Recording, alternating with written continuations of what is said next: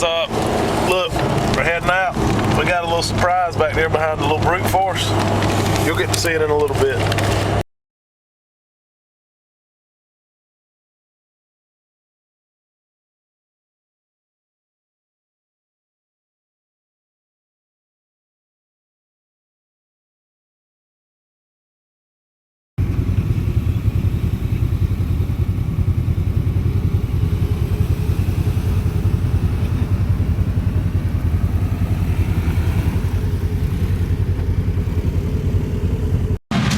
My little boy's hot rod, we rigged up the little 150 Chinese ATV, and actually didn't even put a lift on it or anything, just bolted some 29.5s on it, snorkeled it up, and put a bigger sprocket on the back so it would turn them big tires over, and it actually did pretty good today.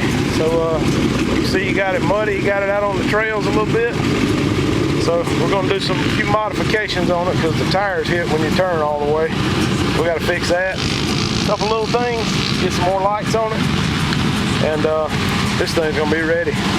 So, all right guys, check out my other videos. I finally got away from the shop and do some riding today. Don't happen very often, but we get out sometime. All right, y'all have a good night.